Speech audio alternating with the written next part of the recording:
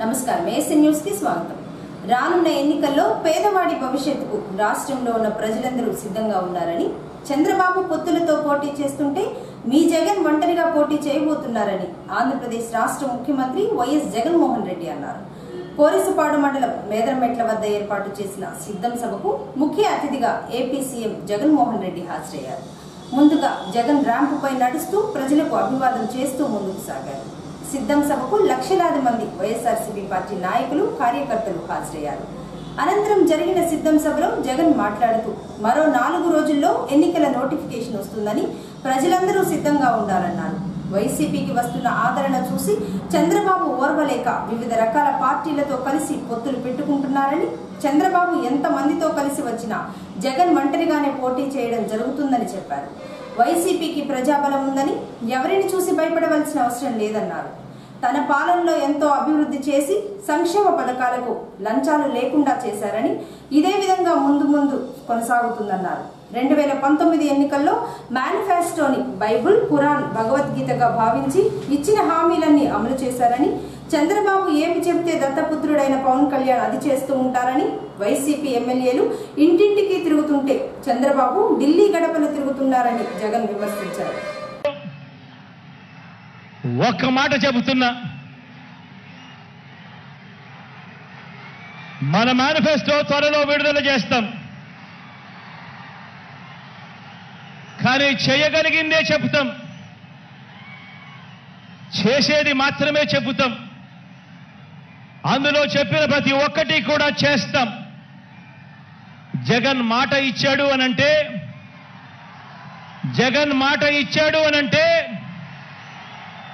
తగ్గేదే లేదు అని కూడా ఈ సందర్భంగా చెప్తా ఉన్నాను।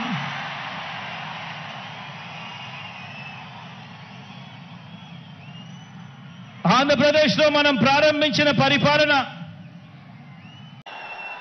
మరి చంద్రబాబు సైకిల్ పరిస్థితి ఏమిటి అని చెప్పి ఒక్కసారి గమనిస్తే, చంద్రబాబు నాయుడు గారి సైకిల్ పరిస్థితి ఏమిటి అని గమనిస్తే, చంద్రబాబు సైకిల్కు ట్యూబులు లేవు, చంద్రబాబు సైకిల్కు టైర్లు లేవు, చంద్రబాబు సైకిల్కు చక్రాలే లేవు, చంద్రబాబు సైకిల్ తుప్పు పట్టిన పరిస్థితిలో ఈరోజు ఉంది। ఆ తుప్పు పట్టిన సైకిల్ను తొక్కటానికి, ఆ తుప్పు పట్టిన సైకిల్ను తోయటానికి ఇవాళ చంద్రబాబు నాయుడు గారికి వేరే పార్టీలు కావాలి। ఇది చంద్రబాబు నాయుడు గారి జాబ్ రిక్వైర్మెంట్। ఎంపీలను మాత్రమే ఎన్నుకునే ఎన్నికలు కావు ఈ ఎన్నికలు। ఇప్పటి వరకు ఈ 5 ఏళ్ల కాలంలో ఇంటింటికి కూడా మనందరి ప్రభుత్వం అందించిన సంక్షేమము, అభివృద్ధి పథకాలు కొనసాగలేనే మనకు వాటిని రద్దు చేయటమే టార్గెట్గా పెట్టుకొని డ్రామాలు ఆడుతా ఉన్న చంద్రబాబుకు మధ్య జరిగే యుద్ధం ఈ ఎన్నికలు అని కూడా ఈ సందర్భంగా తెలియజేస్తా ఉన్నాను। ఈ యుద్ధంలో పేదలు ఒకవైపున ఉంటే పెత్తందారులు మరోవైపున ఉన్నారు। పెత్తందారులను ఓడించి పేదల ప్రయోజనాలను కాపాడేందుకు మీరంతా కూడా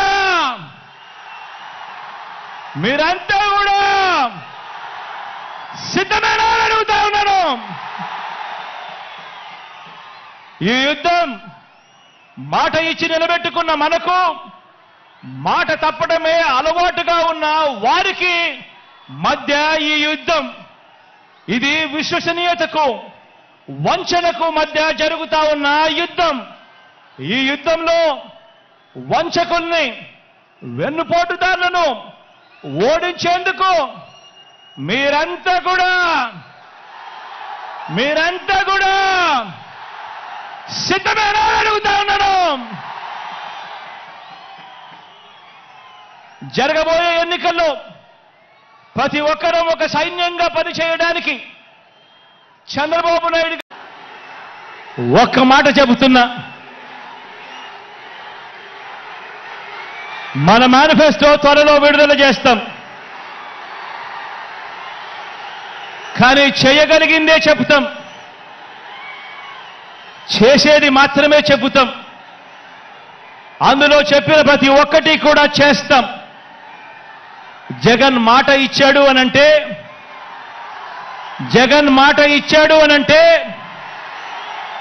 తగ్గేదే లేదు అని కూడా ఈ సందర్భంగా చెప్తా ఉన్నాను.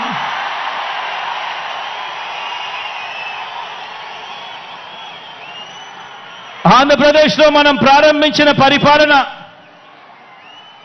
ఎన్నికలు ఇప్పటి వరకు ఈ 5 ఏళ్ల కాలంలో ఇంటింటికి కూడా మనందరి ప్రభుత్వం అందించిన సంక్షేమము, అభివృద్ధి పథకాలు కొనసాగలేనే మనకు వాటిని రద్దు చేయటమే టార్గెట్గా పెట్టుకొని డ్రామాలు ఆడుతా ఉన్న చంద్రబాబుకు మధ్య జరిగే యుద్ధం ఈ ఎన్నికలు అని కూడా ఈ సందర్భంగా తెలియజేస్తా ఉన్నాను. ఈ యుద్ధంలో పేదలు ఒకవైపున ఉంటే పెత్తందారులు మరోవైపున ఉన్నారు. పెత్తందారులను ఓడించి పేదల ప్రయోజనాలను కాపాడేందుకు మీరంతా కూడా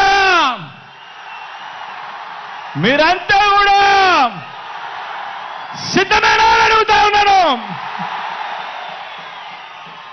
ఈ యుద్ధం మాట ఇచ్చి నిలబెట్టుకున్న మనకు మాట తప్పడమే అలవాటుగా ఉన్న వారికి మధ్య ఈ యుద్ధం, ఇది విశ్వసనీయతకు వంచనకు మధ్య జరుగుతా ఉన్న యుద్ధం. ఈ యుద్ధంలో వంచకుల్ని, వెన్నుపోటుదారులను ఓడించేందుకు మీరంతా కూడా సిద్ధమేనా అడుగుతా ఉన్నాను. జరగబో దేవుడి దయ, ప్రజలందరి చల్లని దీవెనతో కేవలం 2 నెలల్లోగా మరో 5 ఏళ్లు ప్రజలు మెచ్చిన పాలన అందించేందుకు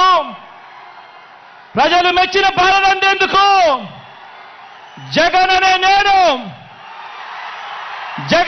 నేను మీ సేవకుడిగా సిద్ధమని చెప్పి ఈ సందర్భంగా చెప్తా ఉన్నాను.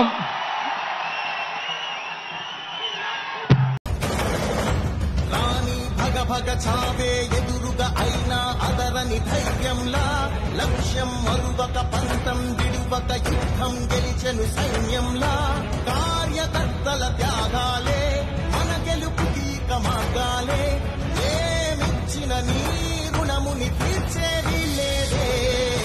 జై జై జై జై జై జగనంటూ సై సై సై దిశాగే లేరంటూ, జై జై జై జై జై జగనంటూ సై సై సై సై సాగరే తోడుంటూ.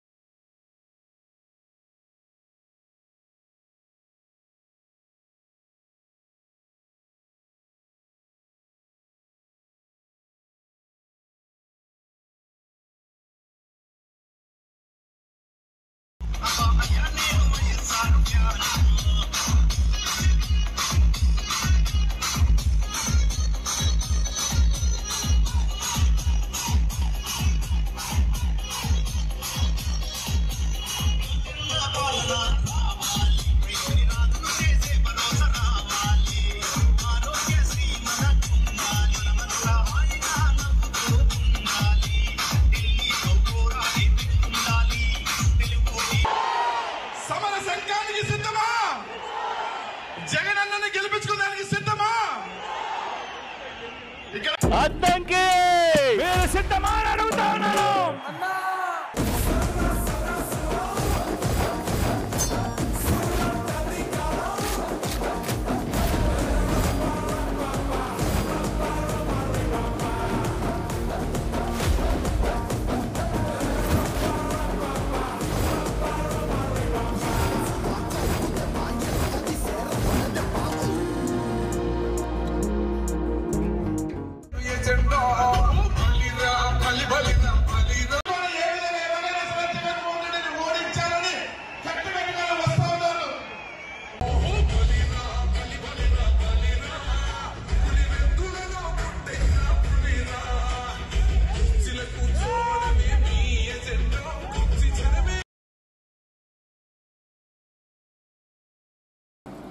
అమావాస్య సందర్భంగా ప్రముఖ పుణ్యక్షేత్రమైన సింగరకొండ శ్రీ ప్రసన్నాంజనేయ స్వామివారి దేవస్థానంలో ఆదివారం కదలి ఫలర్చన ఎంతో వైభవంగా జరిగింది.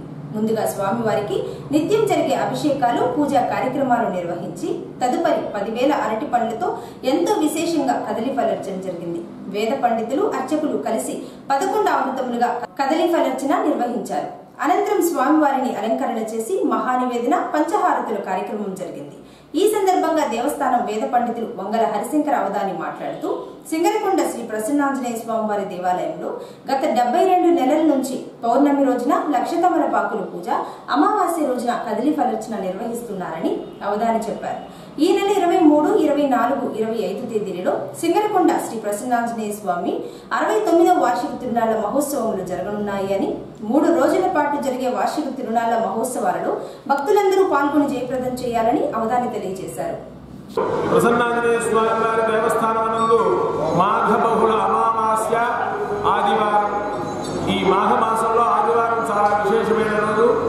ఎందుకంటే మాఘ ఆదివారం, కార్తీక సోమవారం, శ్రావణ శుక్రవారం అని ఒక్కొక్క మాసంలో ఒక్కొక్క వారానికి విశేషమైన ఈ ఫలితం ఉంటుంది. ఆ రోజున పూజలు చేస్తే ఈ రోజున మాఘ మాసం, అమావాస్య, ఆదివారం, అలాగే మన ఆంజనేయ స్వామి జన్మ నక్షత్రం పూర్వభాద్ర నక్షత్రం రావడం చాలా విశేషమైన రోజు. ఈ రోజున మన ప్రతి నెల జరిగే ఈ 10,000 అరటిపండ్ల పూజా కార్యక్రమం దిగ్విజయంగా భక్తుల సహకారంతో సుమారు ఇప్పటికి 72 నెలల నుంచి అవిచ్ఛిన్నంగా జరుగుతుంది. ఈ రోజున మనకి గుంటూరు రాష్ట్రీయులు శ్రీనివాసరావు గారు, న్యూ మార్నింగ్ స్టార్ బస్సుల అధినేత వారి సహకారంతో ఈ కార్యక్రమం ప్రారంభం జరుగుతున్నది. ఈ రోజున వారి ప్రతినిధిగా మా దేవస్థానం విజయరాజు గారు, టి సుభద్ర గారు ఆలయ ప్రదక్షిణము, తర్వాత గణపతి పూజ వృత్తిపరులతో కార్యక్రమం ప్రారంభం చేశారు. 4 ఆవృత్తులేని 5 ఆవృత్తులు పూజ జరుగుతుంది. మొత్తం 11 ఆవృత్తులు జరుగుతుంది. 11 ఆవృత్తులు అయిన తర్వాత స్వామివారికి విశేషమైన ద్రవ్యములతో నివేదన, హారతి, పంచహారతులు నివేదన, మంత్రపుష్పం, తీర్థప్రసాదం లేదు. కాబట్టి ఈ మాఘ మాసంలో ఆదివారం నాడు స్వామివారి కదలిఫల పూజలు చూసుకొని, స్వామివారి దర్శనం చేసుకొని, స్వామివారి తీర్థప్రసాదం స్వీకరించి స్వామి అనుగ్రహం పొందవలసిందిగా కూర్చున్నాము. రేపటి నుంచి భాద్రపద మాసము. ఈ భాద్రపద మాసంలోనే మన సింగరకొండ ప్రసన్నాంజనేయ స్వామి మరియు లక్ష్మీనరసింహ స్వామి వారి వార్షిక తిరునాళ్ల బ్రహ్మోత్సవాలు అంగరంగంగా జరగడానికి దేవస్థానం అధికారులు ప్రయత్నం చేస్తున్నారు. ఈ సంవత్సరం 69వ వార్షిక తిరునాళ 23, 24, 27 తారీఖుల్లో ఈ తిరునాళ్ల బ్రహ్మోత్సవం జరుగుతాయి. కాబట్టి ఈ భాద్రపద మాసంలో ఎక్కడైనా సరే నరసింహస్వామి క్షేత్రంలో అంతర్వేది కానీ, మంగళగిరి కానీ, యాదగిరిగుట్ట కానీ, ఈ మన సింగరకొండ నరసింహస్వామి క్షేత్రము, దాంట్లో ప్రసన్నాంజనేయ స్వామి వారు ఆవిర్భవించారు. కాబట్టి బ్రహ్మోత్సవాలు కూడా జరిగించి స్వామి అనుగ్రహం పొందవలసిందిగా కోరుతున్నాం.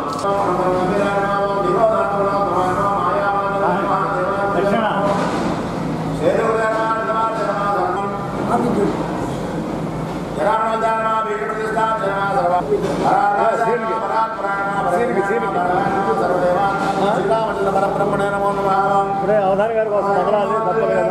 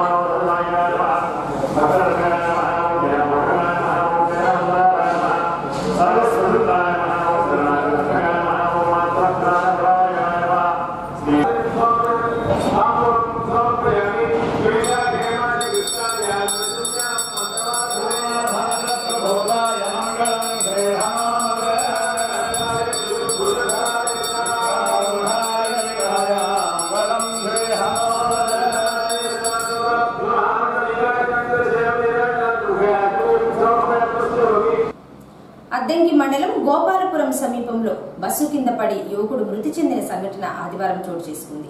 నర్సరావుపేటకు చెందిన గేదెల బాలదుర్గారావు సిద్ధం సభకు వస్తుండగా భవానీ సెంటర్ వద్దకు రాగానే పోలీసులు బస్సును వెనక్కి పంపించగా తిరుగు ప్రయాణంలో గోపాలపురం వద్దకు రాగానే బాలరాజు బస్సులో నుంచి జారిపడి అదే బస్సు టైర్ కింద పడి స్పాట్లోనే మృతి చెందాడు. విషయం తెలుసుకున్న పోలీసులు సంఘటన జరిగిన ప్రాంతానికి చేరుకుని ప్రమాదం జరిగిన తీరును పరిశీలించి మృతదేహాన్ని అద్దంకి ప్రభుత్వ వైద్యశాలకు తరలించారు.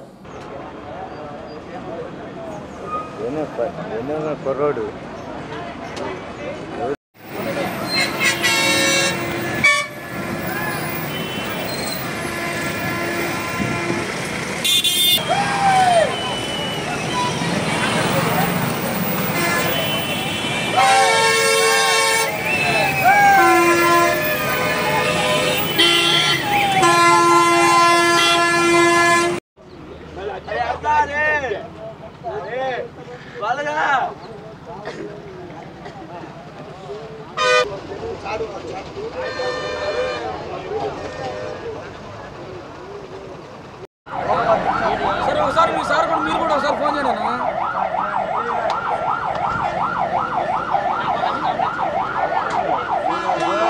వస్తూ ఉంటుంది దగ్గర ఉంటే అందుబాటులో ఉంటుంది.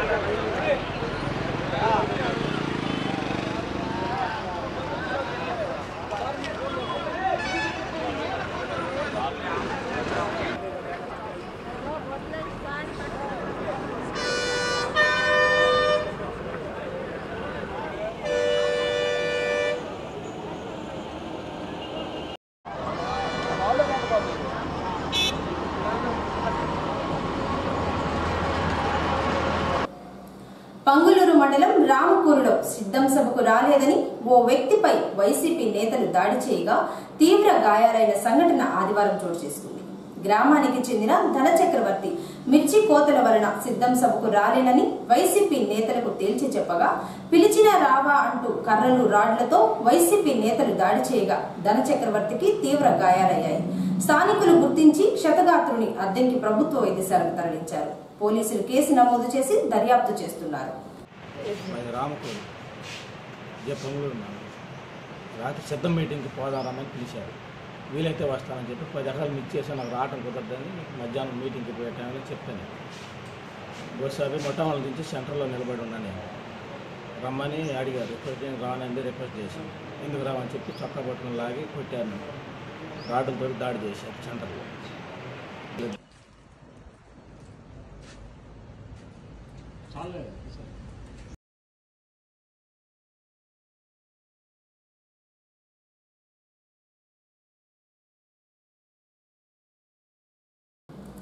భారతదేశ మొట్టమొదటి మహిళా ఉపాధ్యాయురాలు సంఘ సంస్కర్త సావిత్రిబాయి పూలే 127వ వర్ధంతి కార్యక్రమం ఆదివారం అద్దంకి పట్టణంలోని చైతన్య బదిలీల పాఠశాలలో నిర్వహించారు.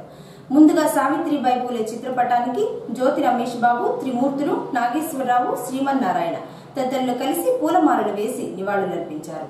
అనంతరం జరిగిన కార్యక్రమంలో ఎస్సీ ఎస్టీ బీసీ మైనారిటీ ఐక్యవేదిక రాష్ట్ర అధ్యక్షులు జ్యోతి రమేష్ బాబు మాట్లాడుతూ సావిత్రిబాయి పూలే తన భర్త దగ్గర చదువు నేర్చుకుని తోటి మహిళలకు విద్యను అందించి వారి జీవితాలను తీర్చిదిద్దారని, తన సంతానాన్ని వద్దనుకుని బ్రాహ్మణ అనాథ బిడ్డను దత్తత తీసుకుని డాక్టర్గా చేసి తనను కూడా సమాజ సేవకు అంకితం చేసిన మహా వ్యక్తి సావిత్రిబాయి పూలే అన్నారు. వితంతు వివాహాలను ప్రోత్సహిస్తూ బాల్య వివాహాలను వ్యతిరేకించి బాల్య వివాహాలను నిర్మూలించారని, తన భర్త చనిపోయాక చితికి నిప్పంటించడం, దహన సంస్కారాలు చేసిన మొట్టమొదటి మహిళ సావిత్రిబాయి అని, మహిళలందరూ ఆమెను ఆదర్శంగా తీసుకోవాల్సిన అవసరం ఎంతైనా ఉందన్నారు. ఈరోజు తల్లి భారతదేశ మొట్టమొదటి మహిళా ఉపాధ్యాయురాలు సావిత్రిబాయి పూలే గారి యొక్క వర్ధంతి కార్యక్రమాన్ని AP SC ST BC and minorities ఐక్యవేదిక, అద్దంకి అభివృద్ధి కమిటీ, ఎన్టీఆర్ కళా పరిషత్ మరియు బుద్ధిస్ట్ సొసైటీ ఆధ్వర్యంలో అద్దంకిలోని బదుల పాఠశాలలో జరుపుకోవడం చాలా సంతోషకరం. ఎందుకంటే ఎన్నో త్యాగాలు చేసి వారి జీవితాల్ని ఎంతోమంది అభాగ్యులకు జీవితాలను ఇచ్చి విద్య నేర్పి ఎన్నో జీవితాలను కాపాడినటువంటి స్ఫూర్తిదాయకులైనటువంటి మహానుభావుల యొక్క వర్ధంతులు జయంతులు జరపవలసినటువంటి బాధ్యత ప్రజా సంఘాలపైన ఉంటుంది కాబట్టి అందరం కూడా ముందుకు వచ్చి చేయడం చాలా సంతోషంగా ఉంది. అందుకు ముందుగా వారికి ధన్యవాదాలు, అభినందనలు తెలియజేస్తున్నాను. సావిత్రిబాయి పూలే గారు ఎలాంటి చదువుకున్నప్పటికీ వారి భర్త అయినటువంటి మహాత్మా జ్యోతిరావు పూలే గారు వివాహం చేసుకున్న తర్వాత ఆమెకు చదువు ఉపాధ్యాయులుగా తీర్చిదిద్ది మహిళలకు విద్య నేర్పించడం కోసం ఎంతో శ్రమపడి విద్య నేర్పడానికి వెళితే వాళ్ళ ఇంట్లో నుంచి ఆమెను వెలివేయటమే కాకుండా ఆమె స్కూల్లో పాఠాలు చెప్పడానికి వెళుతుంటే పేడ బురద రకరకాలైనటువంటి ఈ దుర్వాసన వచ్చేటువంటి కూడా ఆమె చీరమైన చల్లుతుంటే ఆమె వాటిని మౌనంగా భరిస్తూ కొన్నాళ్ళు ఎదిరించి తర్వాత మౌనంగా భరించి ఒక పట్ట సంచిలో ఒక కొత్త చీర పెట్టుకొని స్కూల్కి వెళ్ళాక ఆ పేడ చల్లినటువంటి చీర తీసేసి ఆ చీర కట్టుకుని వాళ్ళు చదువు చెప్పి మరలా అదే పేడ చల్లినటువంటి చీర కట్టుకొని వచ్చి అంత కష్టపడి మహిళలను అభివృద్ధి చేసి వారికి విద్యను నేర్పించి ఆ తర్వాత 32 స్కూళ్ళు స్థాపించినటువంటి ఘనత దంపతులకు ఉంది. అలాంటి మహానుభావుల యొక్క వర్ధంతి కార్యక్రమాన్ని జరుపుకోవడం అనేది నిజంగా మన పూర్వజన్మ సుకృతంగా భావిస్తూ మనమందరం కూడా ఎంతో గర్వించదగిన రోజు. ఎందుకంటే అలాంటి మహాత్ముల చరిత్రను గుర్తు చేసుకుంటూ వారికి మనం పూజించుకోవడమే మన అదృష్టం. ఎందుకంటే కళకు కానీ సేవకు కానీ ఎలాంటి తేడాలు లేకుండా నాటి నుండి నేటి వరకు జీవిస్తున్న జీవరాశిలో ఒకే ఒక్క ఆలోచన ఉంటుంది. ఈ కులమాతాలకు అతీతంగా ఉండే ఏకైక భావన అదొక్కటే. నాటి నుండి నేటి వరకు కూడా ఉన్న జీవుల్లో ఆ రక్తం ప్రవహించే వారిలో నిజంగా వాళ్ళే సంఘ సంస్కర్తలు.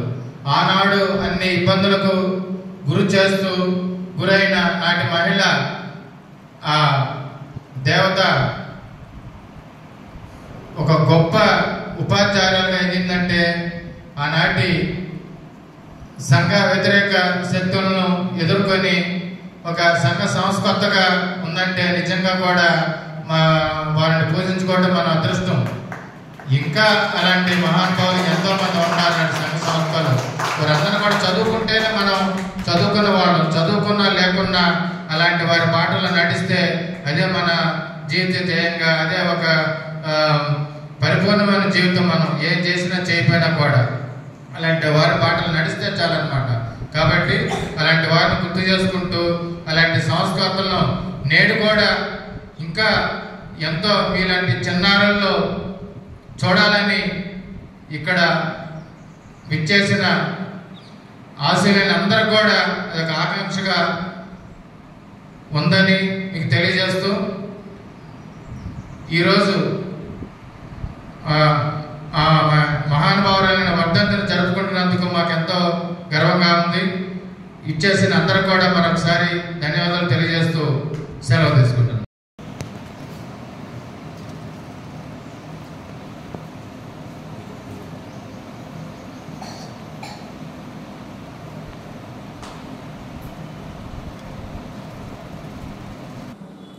అద్దంకి పట్టణంలోని స్థానిక మారంవారి సేవా సదన్ భవనంలో ఆదివారం సాహితీ మిత్ర మండలి ఆధ్వర్యంలో ఐవి సుబ్బాయమ్మ ఆత్మీయ పురస్కార సభ జరిగింది.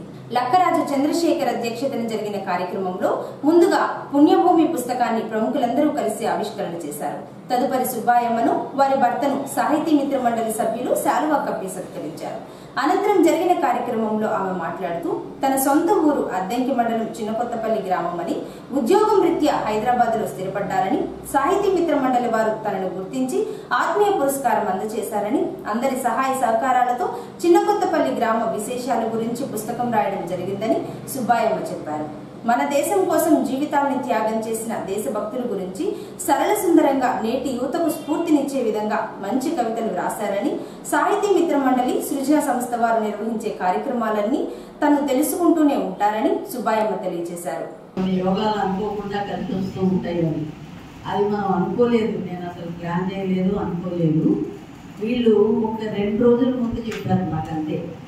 అప్పటికే ఒకరోజు అంటే వాళ్ళు ముందు చెప్పారు, కానీ ఒకరోజు ముందు బుక్స్ వచ్చింది ఇంటికి. ఆవిష్కరణ తర్వాత చూద్దాంలే అని అనుకుంటున్నాను. నాకు కూడా కొంచెం ఆరోగ్యం బాగాలేదు, ఎక్కువ ఉత్సాహంగా కూడా లేదు. ఇక్కడి నుంచి ఫోన్ చేశారు వస్తారా, కానీ ధైర్యం చాలలేదు. ముందు ఇంత ప్రయాణం చేయగలుగుతానా లేదా, రాగలుగుతానా అని. సరే నేను చెప్పడం విని మా వారు ఉండి నేను తీసుకెళ్తాను, నేను జాగ్రత్తగా ఎందుకు వద్దంటున్నావు, వాళ్ళంతా ఇదిగా ఆహ్వానించినప్పుడు వెళ్దామని అన్నారు. ఆ విధంగా నేను ఇక్కడికి రావడం జరిగింది. అసలు నా దగ్గర ఇప్పుడు సాహిత్యం చెప్పి ఎగిరిపోయింది ఇక్కడికి బయలుదేరినప్పటి నుంచి. ఎందుకు అంటే అన్ని చిన్నప్పటి విషయాలు, బంధుత్వాలు, ఆటలు, పాటలే గుర్తొస్తున్నాయి, కానీ ఈ సాహిత్యం అనే చెప్పి ఎక్కడో గయామైపోయింది, కంప్యూటర్లో లేదు. కులకమ్మ వాగు చెలమనీళ్ళు నీటి మాధుర్యాన్ని నేటికి మరవలేదు. వాగు ఒడ్డున ఉన్న వనంలోకి వెళ్ళి తెచ్చిన లేత తాటి ఆకులను మొగలి రేకులుగా జడలో పెట్టుకున్న వైనాన్ని మరవలేదు. లక్కరాజు వారి ఇంటి ఆడబిడ్డను ధర్మపత్నిగా చేపట్టి కుటుంబ బాధ్యతలను మోస్తూ ఊరిలో ఉపాధ్యాయుడిగా, ఆయుర్వేద వైద్యుడిగా తన సేవలను అందిస్తూనే రైతు బిడ్డగా మా మేనమామ గారు చేసిన కృషికి ప్రత్యక్ష సాక్షులం మేము. ఆరుబయట నిద్రపోతూ విన్న అరకల శబ్దాలు, పొలాలకు బయలుదేరిన రైతుల చెడు చెప్పుల చప్పుళ్ళు ఇంకా వినిపిస్తున్నట్లుగానే ఉంది. 7 గదుల వరండాలో స్తంభాల చుట్టూ తిరుగుతూ ఆడిన వస్తున్నాను వంకాయ రాబోయి టెంకాయ ఆటలు, ఇంటి ముందు పెద్ద అరుగు మీద ఆడిన చింతగింజలాటలు, పులి మేక వంటి ఆటలు, వామన గుంటల ఆటలు ఎన్నెన్నో. మా అమ్మమ్మ రాతి చిప్పలో వండిన గోంగూర, నోట్లో రుబ్బిన కంది పచ్చడి, ఆహా ఏమి రుచి, అనరా మైమరచి అన్నట్లు దేవి. 4 తీసేస్తే 96 పేజీలు, అట్ట పేజీతో కలిపితే 100 పేజీల గ్రంథం ఇది. పుణ్యభూమి నాదేశం నమో నమామి అంటూ ఒక పాట చాలా హిట్ సాంగ్ ఉంది. పుణ్యభూమిలో 30 పైచిలకు దేశభక్తుల వివరాలని పొందుపరచడం జరిగింది. అలాగే మరికొన్ని విషయాల్ని కూడా ఇందులో చేర్చడం జరిగింది. ఈ గ్రంథానికి ఒక మంచి స్థాయిని తీసుకువచ్చిన రచయిత శ్రీమతి సుబ్బాయమ్మ గారు. మొట్టమొదట రవీంద్రుడితో మొదలుపెట్టారు. ఆమె కవయిత్రి కదా, దేశంలో ఎంతమంది జన్మించినా, ఎంతమంది దేశభక్తులు ఉన్నా మొట్టమొదట రవీంద్రుడిని తలుచుకుంది. రవీంద్రుడి సూర్యోదయం కాకపోతే వెలుగులు లేవు. అలాగే రవీంద్రుడు మహాత్మా గాంధీ కంటే కూడా 8 ఏళ్ళు పెద్దవాడు, 1862లో జన్మించాడు. ఆ రవీంద్రుడిని తలచుకుంటూ మొట్టమొదటి వ్యాసం, కవితా వ్యాసం రాశారు. మెడికల్ డైరెక్టర్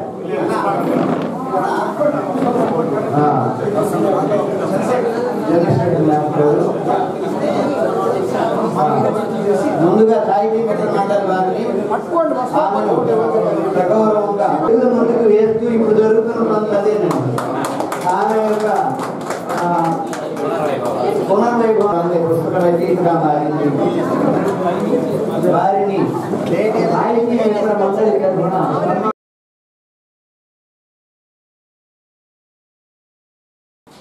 ఏసీ న్యూస్ ఇంతటితో సమాప్తం. నమస్కారం.